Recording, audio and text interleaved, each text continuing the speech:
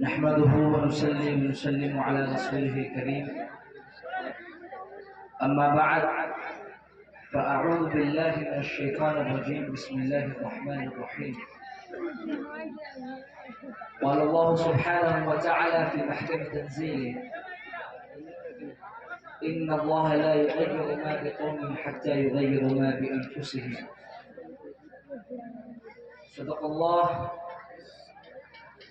صدق الله العلي العظيم وبلغنا رسوله النبي الأمين المتين الكريم ونحن على ذلك لمن الشاهدين والشاكرين والحمد لله رب العالمين.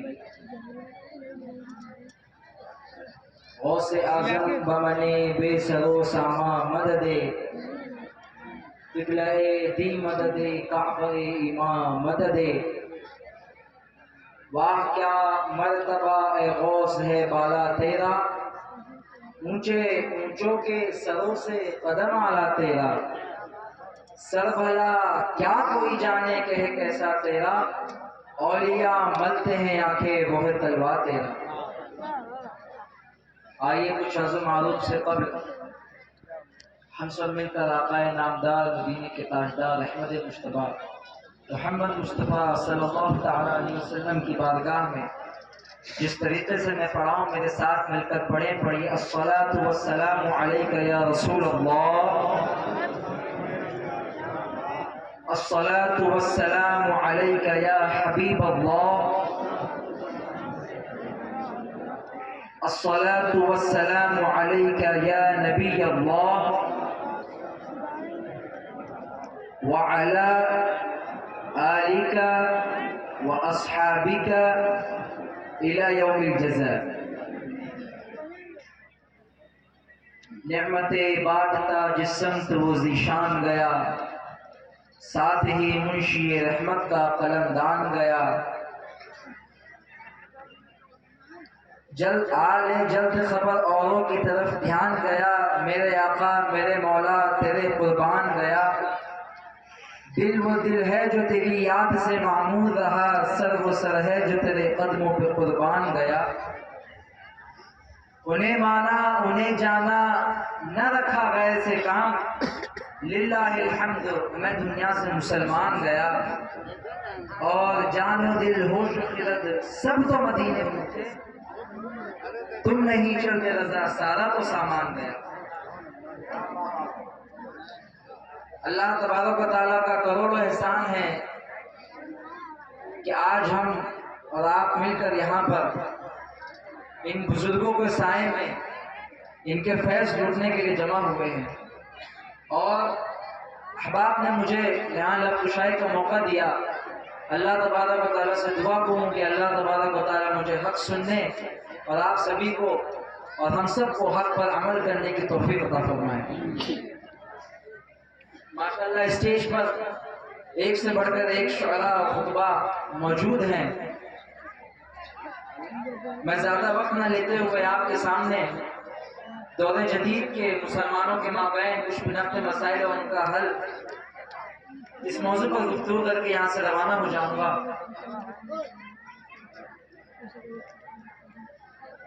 دیکھیے انسان کو دنیا میں دو چیزوں کا سامنا کرنا پڑتا ہے، یا تو وسائل کا یا تو مسائل. مسائل کے حل کے لیے اللہ تبارک و تعالیٰ نے دنیا میں وسائل دیے ہیں. اگر ہم وسائل کی طرف قدم نہ بڑھائیں، وسائلوں کا استعمال نہ کریں تو ہم مسائل کی لپیٹ میں آ کر کبھی اپنا ایمان، کبھی اپنی عزت، کبھی اپنی عصمت کو کھو بیٹھیں. چنگیز خان کا دور دیکھیے کوئی الیکٹرانک میڈیا کا دور نہیں ہے، کوئی سوشل میڈیا کا دور نہیں ہے، لیکن جب چنگیز خان نے دنیا پہ حکومت کرنا چاہا تو چنگیز خان کی قوم نے، اس کے لشکر نے انسانوں کے درمیان کچھ ایسا ماحول پیدا کیا، ایسے مسائل کا انہوں نے اٹھا دیا. اور اس کے بعد وہ دن دور نہیں تھا، وہ دن آیا کہ چنگیز خان اور اس کے لوگوں نے مل کر مسلمانوں کے ساتھ، انسانوں کے ساتھ ان کے خون سے ہولی کھیلی. اسی طرح آج مسلمانوں کے درمیان، مسلمانوں کے مابین اتنے مسائل کھڑے کر دیے گئے ہیں کہ مسلمان کو سمجھ نہیں آ رہا کہ وہ کہاں جائے، کیا کرے. مسائل تو اتنے ہیں کہ اگر ان کا ذکر کیا جائے تو رات ختم ہو جائے، دن ختم ہو جائے، لیکن مسائل نہیں ختم ہوں گے. There are a lot of issues that we have to work over there. اتنے مسائل ختم نہیں ہوں گے. اس میں سے آج میں 2 مسائل آپ کے سامنے لے کے آیا ہوں، اس کا حل بھی آپ کے سامنے پیش کروں گا. پہلا مسئلہ تو یہ ہے کہ غربت کا مسئلہ ہے. پہلا مسئلہ غربت کا ہے، اور یہ مسئلہ کوئی ایسا مسئلہ نہیں ہے جو کسی خطے کا ہے یا کسی ملک کا ہے یا کسی کنٹری کا ہے، کسی گاؤں کا ہے، کسی اسٹیٹ کا ہے. نو، this issue is blamed to the whole world. پوری دنیا سے منسلک ہے مسئلہ. ايش القضية هذه؟ قضية الغربة، غربت کا مسئلہ. اور آج خاص طور پر مسلمانوں کو غربت کے مسائل میں غربت کی چکی میں پیس کر کبھی بیماری کے نام پہ، کبھی جنگ کے نام پہ، کبھی کسی چیز کے نام پہ ان سے پیسہ ملتا جا رہا ہے، انہیں غریب بنایا جا رہا ہے. کیونکہ یہ لوگ جانتے ہیں مسلمانوں سے اگر ان کا دین چھینا ہے تو انہیں غربت کی چکی میں پیسنا پڑے. اسی لیے آج مسلمانوں کو طرح طرح کے پریشانیوں میں مبتلا کر کے ان سے پیسہ کھینچا جا رہا ہے. لوگ کہتے ہیں کہ پیارے آقا صلی اللہ علیہ وسلم دعا مانگا کرتے تھے، اللہم اجعلنی من المساکین واحشرنی فی زمرۃ المساکین، کہ اللہ مجھے مسکین بنا کے رکھ، قیامت کے دن مجھے مسکینوں کے ساتھ اٹھا. تو غربت تو اسلام کا مقدر ہے، ہمیں غریبی رہ کے جینا ہے. نہیں میرے بھائی، اسلام غربت کو کبھی بھی بری نظر سے نہیں دیکھتا ہے. غربت تو بہت اچھی چیز ہے، لیکن وہ کون سی غربت ہے؟ ایسی غربت جس میں غربت رہتے ہوئے بھی آپ کی نگاہوں کا تقدس باقی ہو. ایسی غربت جس میں غربت رہتے ہوئے بھی آپ اللہ کا شکر ادا کر رہے ہو. ایسی غربت جس کے غربت کے وجود کے باوجود بھی آپ اللہ تبارک و تعالیٰ کا شکر ادا کر رہے ہو، اس کی عبادت کر رہے ہو. ایسی غربت کو اسلام ایسی نظر سے دیکھتا ہے کہ پیارے آقا صلی اللہ تعالیٰ علیہ وسلم نے ایسے غریبوں کو کل بروز قیامت امیروں سے 500 سال پہلے جنت میں جانے کا مشکل سنایا. اسلام غربت کو بری نظر سے نہیں دیکھتا ہے، لیکن ساتھ ہی ساتھ میں انسان غریب رہنے بھی نہیں کہتا کہ غریب رہو. اللہ کے پیارے رسول صلی اللہ علیہ وسلم اس دنیا میں آئے تو ہمیں اول تا آخر تمام اسباب کرا کے چلے گئے. تمہیں کس حالت میں کیسی چیزوں کا سامنا کرنا ہے، اس کے حالات کیا ہے، ان مسائل و مشکلات کے ذرائع کیا ہیں، وہ سب کے سب رسول صلی اللہ علیہ وسلم نے بیان چلے گئے. پیارے آقا صلی اللہ علیہ وسلم کی پیاری دیوانوں، غربت کی چکی میں پیسا جا رہا ہے مسلمانوں کو. آج اس کا خاتمہ کریں. لوگ کہتے ہیں کہ اسلام کا تو مقدر ہی غربت ہے. پیارے آقا صلی اللہ علیہ وسلم غریب تھے. سن لو میرے بھائی، سنیوں کا عقیدہ یہ نہیں ہے، بلکہ سنیوں کا تو یہ عقیدہ ہے کہ اس روئے زمین پر اگر سب سے زیادہ کوئی مالدار ہے جس کا فیض صرف مسلمان نہیں بلکہ پوری دنیا کھا رہی ہے. کیونکہ کسی کے قبضے میں تو ایک گاؤں ہوتا ہے، ایک ملک ہوتا ہے، ایک خطہ ہوتا ہے، لیکن پیارے آقا صلی اللہ علیہ وسلم کے قبضے میں خالق کل نے آپ کو مالک کل بنا کے. اسی کو پیارے آقا صلی اللہ علیہ وسلم نے ارشاد فرمایا کہ انما یعطی اللہ انا قاسم، دینے والا تو اللہ تبارک و تعالیٰ ہے مگر بانٹنے والے ہاتھ مصطفیٰ جان رحمت کے ہیں. اسی کو میرے امام نے کہا، کون دیتا ہے دینے کو منہ چاہیے، دینے والا ہے سچا ہمارا نبی. جہاں پانی عطا کر دے، بھری جنت دیوا کر دے، نبی مختار ہے جس کو جو چاہے عطا کر. اگر مدینے کی زمین میں دیکھا جائے سب سے زیادہ اگر زمین کے مالک کوئی ہے مدینے میں تو وہ کوئی اور ذات نہیں بلکہ مصطفیٰ جان رحمت کی ذات ہے. پیوندے لگانے اختیار ہونا. میرے پیارے آقا صلی اللہ علیہ وسلم نے کپڑوں پہ پیون لگا کے نسلیں گزاری اور کبھی کبھی 27 روپے کی قیمت دے کر ایک چکا بھی. کیوں؟ تاکہ کبھی پیون لگانے کی ذمہ داری آ جائے تو اے مسلمان تیرے پیون پہ رسول نے اپنی سنت کا پردہ ڈال دیا. تو پیون لگا کر رسول کی سنت کو سمجھ کے پیون لگا دینا، اور اگر اللہ نے تجھے عطا کیا ہے تو خرچ کر کے تو قیمتی سے قیمتی لباس پہن کے بھی رسول کی سنت لگا. اسلام کا مقدس غربت نہیں ہے. اسلام چاہتا ہے کہ تم تاجر بنو، مال کماؤ، لیکن حلال کماؤ. یہ نہیں کہ جنگلی رمی سے پیسہ آ رہا ہے تو بھی کماؤ، سود آ رہا ہے تو بھی کماؤ، اس میں کوئی تمیزی نہ کرو. نہیں، حلال کمائی کماؤ. کیونکہ حرام آتا ہوا دکھائی دیتا ہے لیکن اس میں کوئی برکت نہیں ہوتی. امام غزالی فرماتے ہیں کہ سور جب بچے پیدا کرتا ہے تو بہت بچے ہوتے ہیں، کتیا بھی جب پیدا کرتی ہے، کتیا بہت بچے پیدا کرتی ہے، لیکن آپ کو ہر گھر کی چوکھٹ پہ کتا یا سور نہیں ملے گا بلکہ بکریاں ملیں گی۔ حالانکہ بکریاں ہر سال کروڑوں اربوں کی تعداد میں ذبح ہوتی ہیں، لیکن پھر بھی آپ کو ہر جگہ بکریاں ملیں گی۔ کیوں؟ کیونکہ اللہ تبارک و تعالیٰ نے اس میں برکت ڈالی ہے۔ انما نزل الله سبحانه وتعالى البركة فيها لذا تجده في كل مكان، وانما الكلب والخنزير فليس فيها البركة، انما رفع الله سبحانه وتعالى منها البركة فلا تجده في كل مكان۔ اللہ تبارک و تعالیٰ برکت اٹھا لی تو حرام آتا ہوا تو دکھائی دیتا ہے لیکن بہت جلدی چلے جاتا ہے، اور حلال دھیرے دھیرے آتا ہے لیکن اس میں بہت برکت ہوتی ہے میرے بھائی۔ امام سفیان، آئیے غیبت کا خاتمہ کریں۔ امام سفیان رحمۃ اللہ تعالیٰ فرماتے ہیں لا تدخروا المال في بيوتكم۔ آج ہمارے یہاں فیشن بن گیا کہ مال جمع کرو، بینک میں جمع کرو، انٹرسٹ ریٹ بڑھے گا۔ نہیں، امام سفیان ثوری فرماتے ہیں کون ایسی ہستی ہے؟ ایسی ہستی ہے کہ تصوف کا نام لیا جائے اور امام سفیان ثوری کا نام نہ، یہ ممکن نہیں۔ امام سفیان ثوری رحمۃ اللہ تعالیٰ جیسے شخصیت فرما رہے ہیں، کیا فرما رہے ہیں؟ لا تتخذوا المال في بيوتكم اخرجوا في السوق واصرفوا فيها وضعفوا۔ مال جمع مت کرو، بازاروں میں نکلو، مال کو تجارت میں لگاؤ، مال کو دگنا کرو۔ امام سفیان ثوری فرماتے ہیں کیا آپ نے نہیں سنا کہ رسول صلی اللہ تعالی وسلم نے تجارت کو اتنا فروغ دیا، اتنا فروغ کیا کہ خلافت عمر رضی اللہ تعالیٰ عنہ میں ابو ہریرہ رضی اللہ تعالیٰ عنہ بحرین سے 7 لاکھ دینار لے کے آئے، جتنے 7 لاکھ دینار لے کے آ کے بیت المال میں دے دیا۔ اتنا امیر بنا دیا تھا رسول صلی اللہ علیہ وسلم، اتنا تجارت کا جذبہ دے دیا تھا میرے پیارے آقا صلی اللہ علیہ وسلم نے۔ اور ایک مرتبہ ایک لکڑہارا لکڑی کاٹتے کاٹتے اس کے ہاتھ سے خون نکلنے لگ گیا۔ كان يقتل الحق فخرج الدم فقبل يديه رسول الله صلى الله عليه وسلم۔ ليش ما قبل رسول الله صلى الله عليه وسلم يد المصلي ولا يد الصائم ولا يد أحد، بل إنما قبل يد أعرابي؟ ليش؟ ايش السبب؟ رسول صلی اللہ علیہ وسلم بحیثیت المصلی کبھی کسی کا ہاتھ نہیں چھوما، بحیثیت صائم روزہ کسی کا ہاتھ نہیں چھوما۔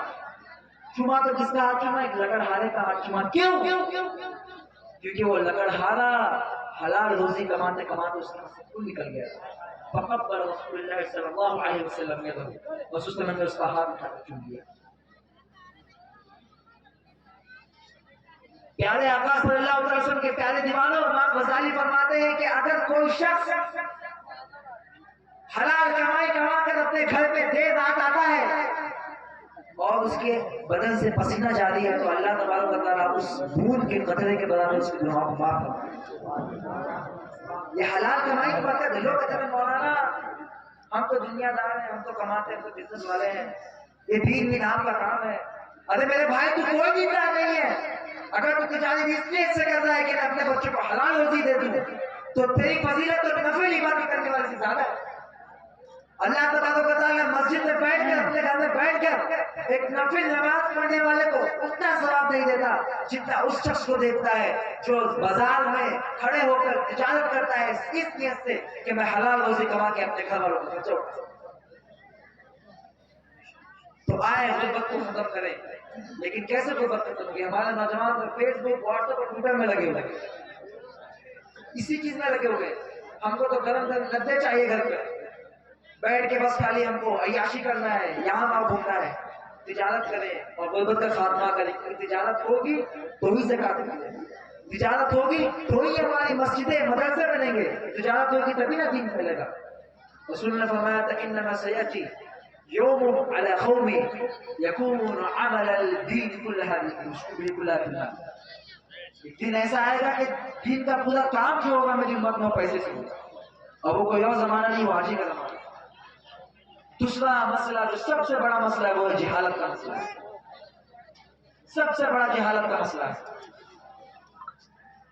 جاہل وہ کام کرے گا جو آپ کسی توقع نہیں کر سکتے، جاہل ایسا کام کرے گا جو آپ کسی سے توقع نہیں کر سکتے ہو۔ جہالت کی تعریف کیا ہے؟ جہالت کی تو بہت ساری تعریف ہے، لیکن مجھے جو مناسب لگ رہی ہے اس موقع پر میں آپ کے سامنے پیش کر رہا ہوں کہ ان يعمل الانسان عملا مصرفا وجهه من طاعت اللہ سبحانہ وتعالی فقد ربح، کہ ایک انسان دنیا میں ایسا کام کرے جو اللہ تبارک و تعالیٰ سے اطاعت سے پھر کر صرف دنیا کے لیے ہو. یہ آج کی تاریخ. اور جہل مرکب کیا ہے کہ اللہ تبارک و تعالیٰ کو جانتے ہوئے بھی، اس کے احکام کو مانتے ہوئے بھی، جانتے ہوئے بھی، سمجھ بوجھ ہونے کے باوجود بھی اگر کوئی انسان دنیا کے لیے کام کرے اللہ تبارک و تعالیٰ کی اطاعت سے منہ پھیر کر، تو یہ جہل مرکب ہے. جہالت کس قدر سے بڑھ رہی ہے مسلمانوں میں، اس کا آپ کو اندازہ نہیں ہے. اتنی تیزی سے جہالت پروان چڑھ رہی ہے کہ اس کا تصور بھی نہیں کر سکتے. آپ کو پتا ہے جب 2006 میں میں آپ کو تھوڑی ماڈرن ایجوکیشن کی طرف لے کے آ رہا ہوں. 2006 میں جب سپریم کورٹ نے ایک سچار کمیٹی کے نام سے کمیٹی کو تشکیل کی تھی کہ جاؤ مسلمانوں کے اندر کتنی ایجوکیشن ہے اس کا ڈاٹا ذرا نکال کے رکھتے. Sachar committee has reported that only 0.4 Muslims are sending their children to the madrasa to imparting the Islamic education. 100% میں سے صرف 4% مسلمان لوگ ایسے ہیں جو اپنے بچوں کو مدرسے بھیجتے ہیں. کس کے لیے؟ For receiving the Islamic education. صرف اسلامی تعلیم حاصل کرنے کے لیے، بس صرف 4%. 100 میں سے 4%. آنکڑا دیکھیے. پھر آپ کہتے ہو کہ مسلمانوں پر ظلم ہو رہا ہے، مسجدوں کو اٹھایا جا رہا ہے، ہمیں ہمارا حقوق نہیں مل رہا ہے، گورنمنٹ ہمیں دوسرے نظر سے دیکھتی ہے. پتا ہے آپ کو اتر پردیش میں گورنمنٹ نے صرف مدرسوں کو تربیت بخشنے کے لیے کتنا بجٹ پاس کیا ہوتا ہے آپ کو؟ 412 crore. It means that every year 412 crore rupees has exited only for madrasa education, modernization of madrasa. آپ کبھی اپنے علاقے کے قصبے کے جب مائنورٹیز آفس میں جا کے دیکھیے مسلمانوں کی ترقی کے لیے حکومت کتنا کما. حکومت کی سائڈ نہیں دینا، حکومت تو اپنا کام کرتی ہے، لیکن مسلمانوں میں اتنی جہالت ہے انہیں پتہ ہی نہیں ہے کہ ہمارے لیے اتنی اسکیم آئی ہے، ہمارے لیے اتنا پیسہ ہے، تو جا کے اس کا فائدہ اٹھائے. مولانا ابوالکلام آزاد یونیورسٹی 100 کروڑ کی اسکالرشپ آتی تھی 90 سال میں، گورنمنٹ نے ختم کر دیا. جانتے اس کا سبب کیا ہے؟ کیونکہ وہ 100 کروڑ روپیہ جو مسلمانوں کی تعلیم کے لیے آتا تھا اس میں سے ہر سال 4 کروڑ روپیہ استعمال ہوتا تھا، 96 کروڑ روپیہ واپس چلے جاتا.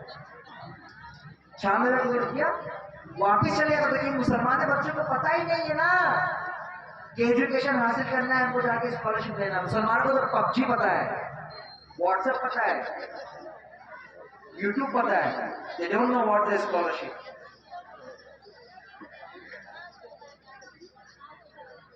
حالت تو ایسی کہ چودھری بن کے بیٹھے ہیں لیکن غسل کے فرائض نہیں معلوم ہے، واجبات نہیں معلوم ہے، لگتا ہے اپنے گاؤں کے چودھری بن کے بیٹھے ہیں. فرقہ واریت اتنی زیادہ ہے جس کو علامہ اقبال نے آج نہیں بلکہ بہت سالوں پہلے کے دیا. تم تو سید بھی ہو، مرزا بھی ہو، افغان بھی ہو، تم سبھی کچھ تو بتاؤ کہ مسلمان بھی ہو. تم سبھی کچھ تو بتاؤ کہ مسلمان بھی ہو. فرقہ بندی ہے کہیں اور کہیں جاتے ہیں. کیا زمانے میں پھٹکنے کی یہی باتیں ہیں؟ تو خان میں شیخ تو پٹھان، ہمارا گاؤں بڑا ان کا گاؤں چھوٹا، یہی سب کچھ چل رہا ہے آج مسلمانوں میں. اور میرے بھائیوں میں آپ کو بتاتا چلوں، میں تو ابھی متعدد جو ہے وہ اسٹیٹ سے سفر کرتے ہوا رہا ہوں. ابھی میں آسام گیا، اس کے بعد اڑیسہ گیا، بنگال گیا، بہار گیا، دلی آیا. دلی سے فوراً آپ کے یہاں پروگرام میں کل میں آیا ہوں لکھنؤ میں. چونکہ ہر اسٹیٹس کے جو مدرسہ بورڈ ایجوکیشن وہاں پہ میٹنگ ہوتی ہے، ہم لوگ جاتے ہیں وہاں پر. آسام میں 1,30,000 مدرسوں گورنمنٹ نے بند کر دیا. They totally closed the مدرسہ، بند کر دیا. کیوں جانتے ہو؟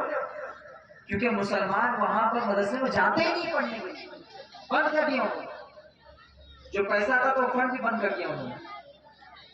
بہار میں قریب ہے کہ بند ہو جائے، بنگال میں جو پیسہ آتا تھا وہ کم کر دیا. اب ہم اتر پردیش کی حالت دیکھیں. اتر پردیش میں مدرسے کا میں آپ کو بتاؤں 20,200 more than 20,200 مدرسہ سے مکتب، 20,000 سے زیادہ مدرسہ اور مکتب ہے اتر پردیش میں. Out of 20,000 only 3,000 is registered. 3,000 بس خالی رجسٹرڈ ہے، اور 3,000 میں سے 546 ایسے ہیں جو ایڈٹ مدرسے ہیں۔ تو یوگی سرکار ابھی پلان بنا رہی ہے کہ 2024 تک پورے مدرسوں کو جانچ کر کے ان کو ختم کر دیں۔ یہ میں اندر کی رپورٹ بتا رہا ہوں، ختم کر دیں۔ ہم خواب میں بیٹھے ہیں نا کہ ہم 2028 میں جا کے وہ ریٹائرمنٹ ہم کی جگہ ہم لیں گے، وہ ختم کر دو، کیونکہ مدرسوں کی حالت اتنی بگڑی ہوئی ہے یہ معاشرہ، اور یہ مدرسوں کی حالت بگڑنے کا ایک سبب ہم ہی ہیں، اور آخر ہم لوگ ہیں۔ کیوں؟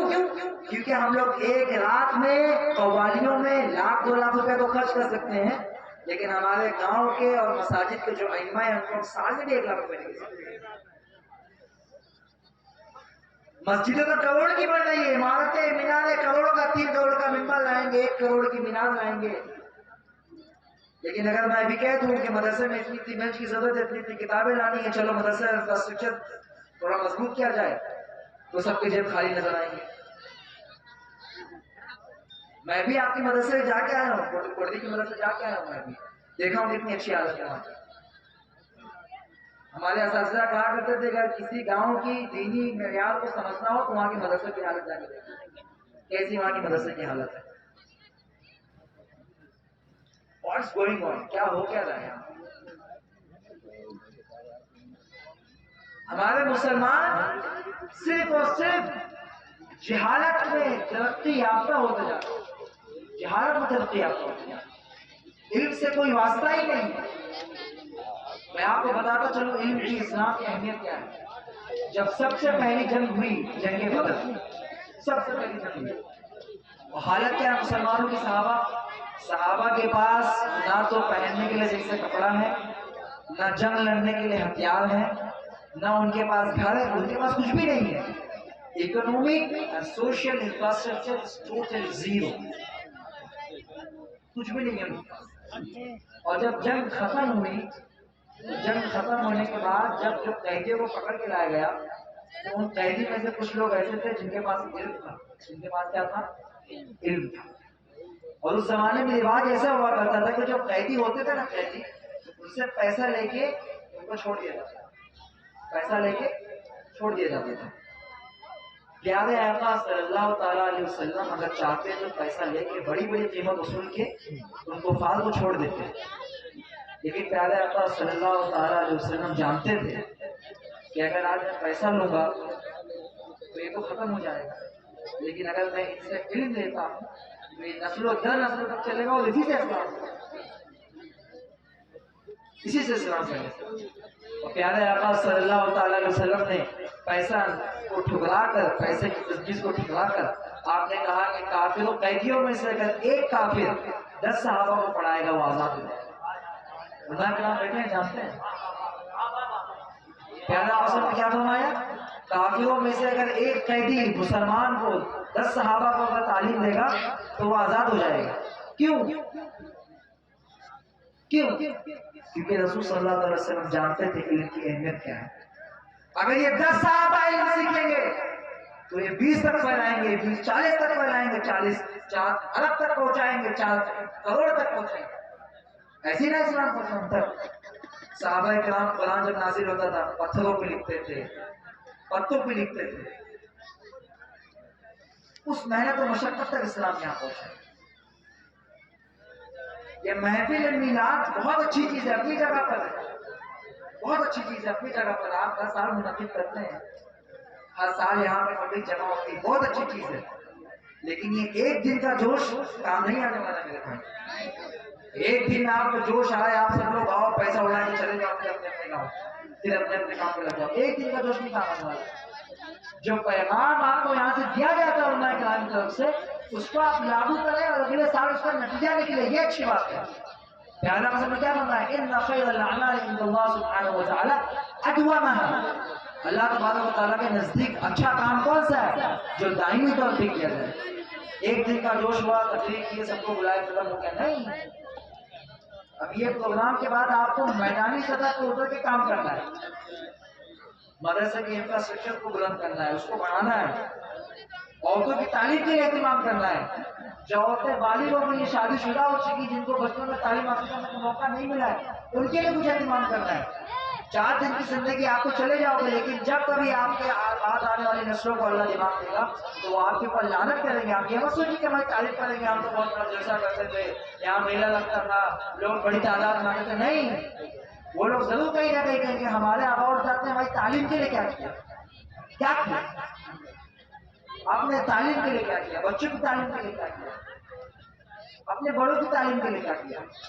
آج ہمارا حال تو ایسا ہے کہ ہم اتنے بڑے ہو گئے ہیں، لیکن ابھی ہماری ماؤں بہنوں کو بھی غسل کے طریقے مسئلے اتنے اٹھے، بچہ پیشاب کر دیا تو وہ نماز نہیں پڑھی گئے، بچہ پیشاب کر دیا کیونکہ مسئلے۔ جہالت ایک ایسی چیز ہے میرے بھائی جو کفر تک بھی نہیں جاتی۔ یہ لانچے میں بکنے والی لڑکیاں پوچھو جا کے، میرا تو ہر کنٹری کے لوگوں کے ساتھ اٹھنا بیٹھنا ہے، کیونکہ میرا کام ہی ایسا ہے۔ ایک صاحب جو ہمارے سنی ہے، وہ دبئی اور ابو ظہیر میں انتقال ہے، غلام اقسم بالله الذي رفع السماوات والارض ان البنات اللي بتحصلها في كل فندق هنا في دبي والامارات والسعوديه وفي كل بلدان العرب اكثرهم يعني 99% كلهم مسلمين۔ آگے لوٹ جو میں بکنے والی جتنی بھی لڑکیاں آپ کو ملیں گی، چاہے وہ کسی بھی کرتے ہیں، 99% مسلمان ہیں۔ تو جانتے ہو کیونکہ یہ بڑی ہو گئی، ان کے پاس کوئی علم نہیں ہے، غربت اتنی زیادہ ہے کہ انہیں اپنے قسمت اور اپنی آبرو بیان کر کے اپنی ایمان کو بیچنا پڑے گا۔ کیوں؟ علم نہیں ہے۔ آج آپ روڈ پہ جاؤ، ٹریفک پہ جاؤ، برقع پہن کے مسلمان ہوتے بھیک مانگ نہیں ہے، ہماری قوم کے ہوتے بھیک مانگ نہیں ہے، اور یہاں 2 لاکھ اڑا رہے۔ جن بابا کے نام پہ اپنا پیسہ اڑا رہا ہے نا، انہی بابا کے نام پہ اگر آپ نے کوئی مدرسہ قائم کیا اور اس میں بچوں کو تعلیم ملے نا تو للہ واللہ کہہ رہا ہوں، جتنا بڑا بابا غلط رحمۃ اللہ تعالیٰ آپ کے اس میلاد سے نہیں، اس سے کئی گنا زیادہ اس مدرسے کی تعمیر سے، اس مدرسے کے تعمیر سے۔ نعرے تکبیر، نعرے رسالت، عرص مقدس۔ آپ لوگ جو کام کر رہے ہیں مجھے بہت اچھا لگا ماشاءاللہ۔ یہاں لوگ جمع ہوتے ہیں، اپنا کام چھوڑ کر آتے ہیں، یا آپ اپنے اجتماع ہونے کا ثبوت دے رہے ہیں کہ آپ سب لوگ اکٹھے ہیں گاؤں والے۔ اور وہ نوجوان کمیٹی جو بھی یہاں کھڑی تھی اب تو منتشر ہو گئی، مجھے نہیں دکھائی دے رہی، وہ تو شاید آتے اسی کے لیے ہیں، بس خالی ایک رواج بنا ہوا ہے کہ یہاں نعت پڑھی جائے اور جھنڈ بنا کے آتے ہیں، پیسہ دے کے چلے جاتے ہیں۔ ان کو صحیح سے کوئی گائیڈ کرنے والا نہیں ہے نا جی، کہ کہاں پیسہ خرچ کرنا ہے کہاں نہیں خرچ کرنا ہے۔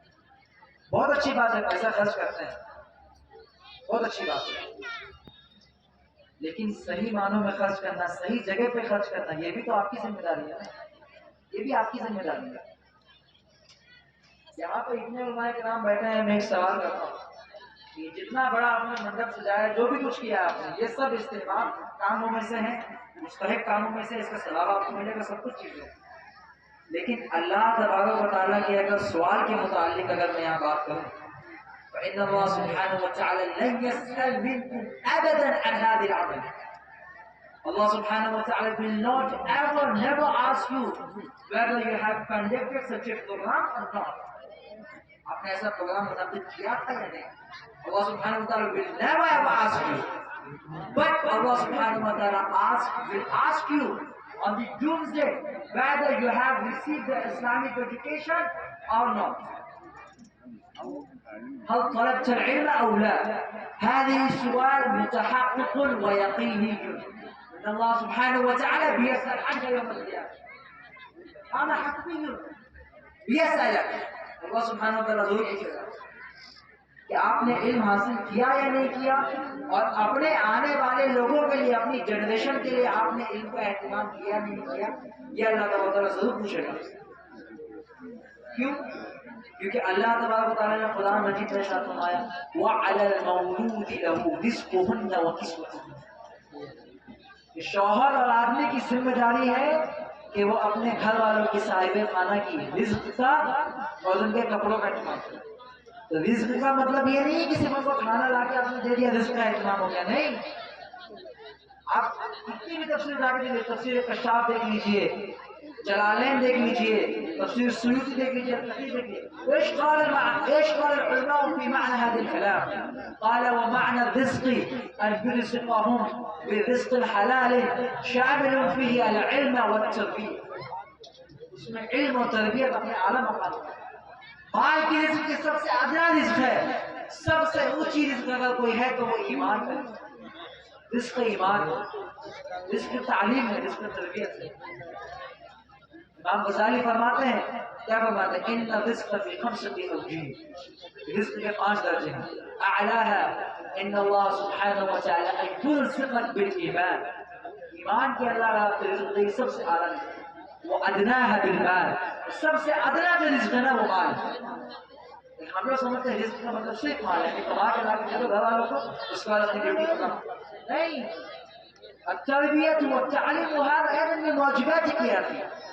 تعلیم اور تربیت بھی دینا یہ بھی آپ کی ذمہ داری میں سے ایک ذمہ داری ہے. اس کے لیے اچھے اسکول قائم کرنا، ایک اچھا مدرسہ قائم کرنا، اس کا ساتھ دینا. اگر آپ پوری قوم کے لیے کام نہیں کر سکتے تو بس اپنے گھر سے شروع کریے، اپنے گھر سے شروع کریے. خود کو دیکھیے، اپنے بچوں کو دیکھیے. کیا ہو گیا آپ کی مرضی؟ آپ بڑے ہو گئے لیکن آپ کے بچے تو نہیں بڑے ہوئے ہیں، وہ تو ابھی چھوٹے ہیں. ان کے لیے تعلیم کا اہتمام کیجیے. مجھے سن کے بڑا افسوس ہوا کہ یہاں مدرسہ چلتا تھا، درجہ 1 سے ماشاء اللہ سے بہت اچھا چلتا تھا، لیکن یہاں پہ لوگوں، میں اس کی حقیقت تو نہیں جانتا یہ بات کی، لیکن لوگوں کے اپنے آپسی وواد کی وجہ سے، آپسی جھگڑوں کی وجہ سے نشانہ کس کو بنایا گیا؟ مدرسے کو. جھگڑا ہوا آپس میں اور نشانہ کس کو بنایا گیا؟ مدرسے کو بند کر دیا.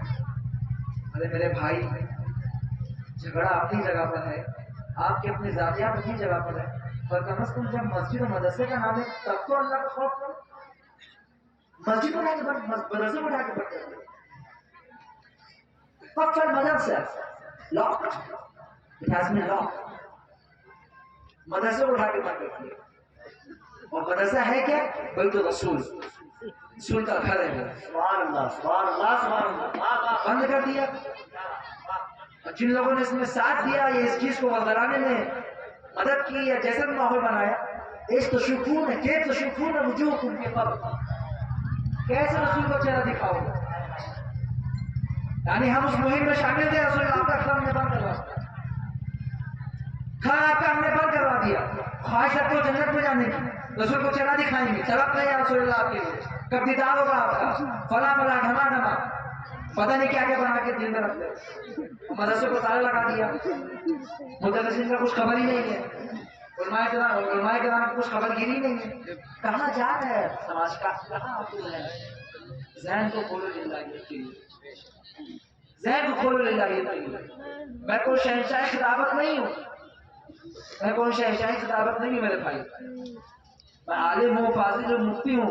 میں نے اتنی کم عمر میں 22 سالہ عمر میں میں نے بہت سارے لوگوں سے ملی، بہت سارے لوگوں کو دیکھا، بہت سارے اسٹیٹ کا وزٹ کیا، اور میں نے عربستان کو قریب سے دیکھا، ہندوستان کو قریب سے دیکھا. آج میں نے اپنے علم کی بنیاد پہ آپ کو علم کی اہمیت بتاتا ہوں. میں بھی آپ کے جیسا ایک چھوٹے گاؤں سے تعلق رکھنے والا ہوں. میں نے آج علم کی بنیاد پہ، آج میں نے علم کی بنیاد پہ، آج میں کمپنی کا مینیجر اور ڈائریکٹر دنیا میں. میں ڈائریکٹ انویٹیشن دی، میں فخر کے لیے نہیں، فقط تحریف نعمت کے لیے آپ کو مثال کی، تاکہ آپ کا جذبہ بڑھے، تاکہ آپ بھی اپنے بچوں کو نصیحت کرتا کریں. اور مدرسے کو حفاظت کی نظر کبھی مت دیکھو، مدرسے کو حفاظت کی نظر کبھی مت دیکھو. یہ وہ مدرسہ ہے جس مدرسے سے فضل خیر آبادی پڑھ کے نکلے.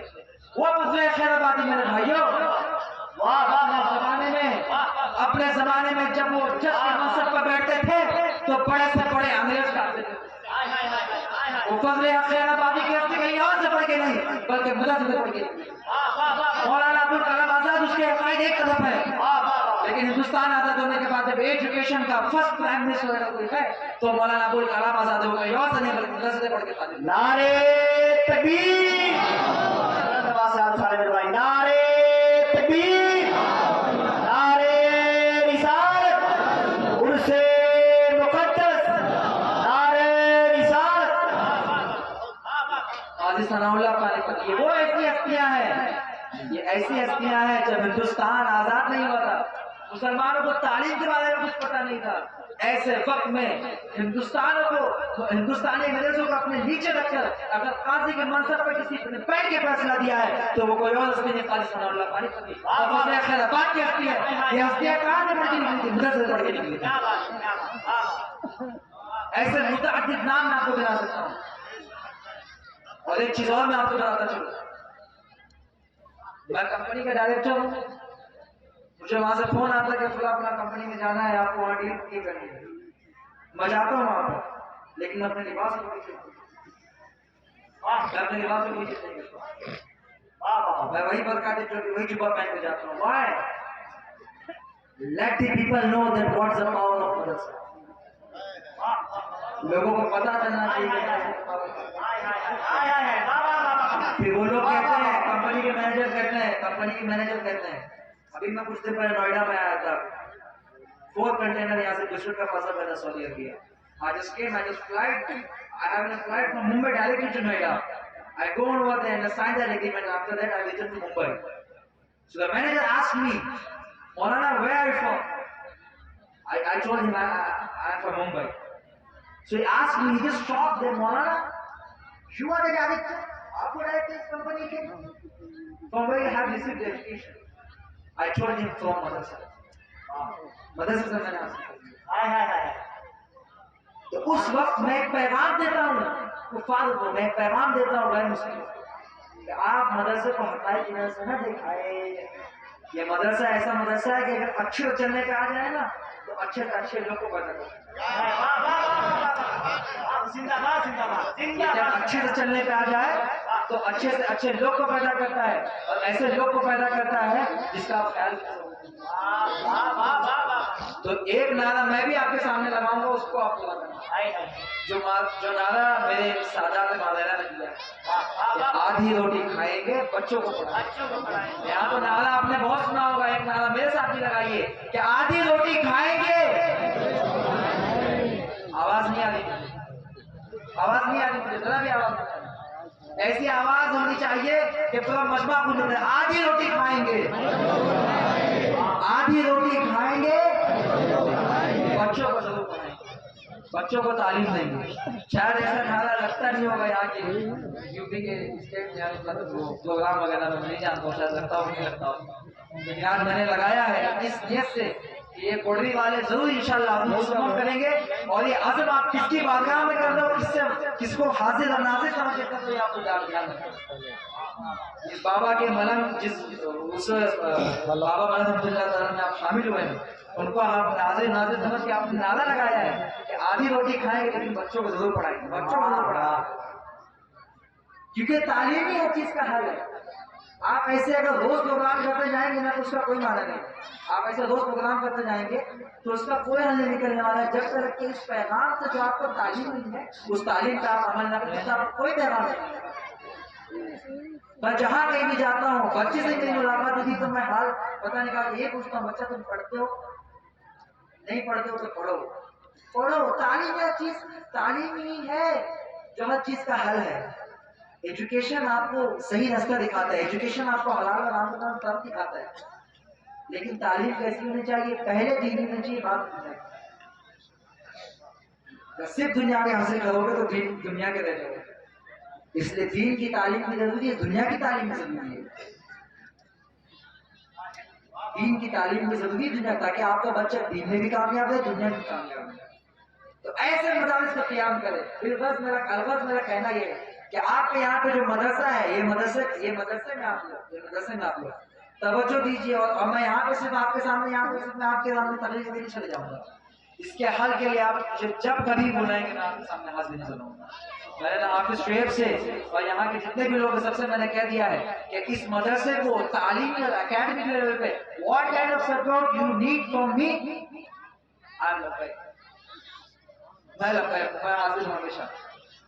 میں حاضر ہمیشہ۔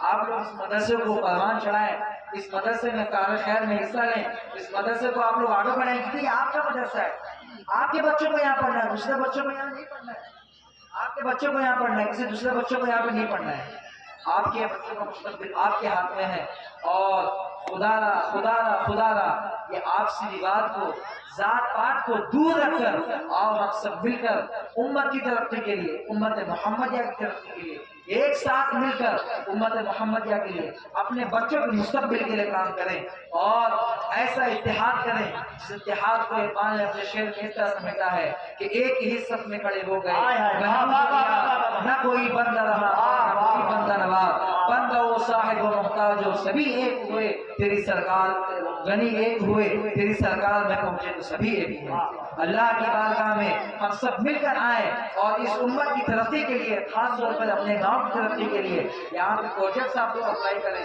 بچیوں کے لیے پروجیکٹ اپلائی کریں نوجوان بیٹیوں کے لیے پروجیکٹ اپلائی کریں آپ کو اکیڈمک لیول پہ جتنا بھی سپورٹ چاہیے وہ ہم دینے کے لیے تیار ہیں کیونکہ جس مدرسے میں فارغ ہو یہ پیغام میں اس اسٹیج سے اس روز سے تمام مولانا کو بھی دینا چاہتا ہوں جہاں کہیں بھی آپ لوگ دینی خدمت انجام دے رہے ہیں جس طرح سے بھی انجام دے رہے ہیں اللہ کے اجر کو قبول فرمائے دیکھیے جس مدرسے میں فارغ ہو جامعہ دارالہدیٰ اسلامیہ ہمارے بچوں کی ہمارے فارغین کی ایک تنظیم ہے ہم لوگ کا کام کیا ہوتا ہے کہ ہم لوگ اپنی جیب سے خود پیسہ دیتے ہیں اور ہم لوگوں نے ایک تنظیم بنائی تنظیم کا کام ہی یہی ہوتا ہے کہ جو مدرسے اور جو مکتب گاؤں میں چل رہے ہیں اس مقصد کو ہم لوگ اپنے انڈر میں لیتے ہیں اور یہاں پر بچوں کو ساتھ ساتھ میں صرف بچوں کو نہیں بلکہ بوڑھے ہیں عورتیں ہیں نوجوان عورتیں ہیں شادی شدہ عورتیں ہیں ان کو ہم دینی تعلیم دیتے ہیں اور اہل سنت والجماعت کے عقیدے میں کس طرح سے مضبوطی حاصل کرنا ہے اس کی ہم ٹریننگ دیتے ہیں تاکہ آپ کے معاشرے کا ہر ایک بچہ اپنے عقیدے میں اس طرح مضبوط ہو کہ وہ دنیا کی کسی بھی خطے میں چلے جائے اس کے عقیدے پر کوئی حملہ نہ کر سکے اور اس کے ساتھ ساتھ میں ہم 5 سالہ کورس لے کے آتے ہیں کتابیں ہم فری آف کورس دیتے ہیں آپ کو اکیڈمک لیول کا جتنا بھی سپورٹ چاہیے یہاں پہ جتنے نعرے تکبیر نعرے رسالت علماء اہل سنت عرس مقدس علامہ مبارک حسین صاحب کی ملاد چترویدی نعرے تکبیر نعرے رسالت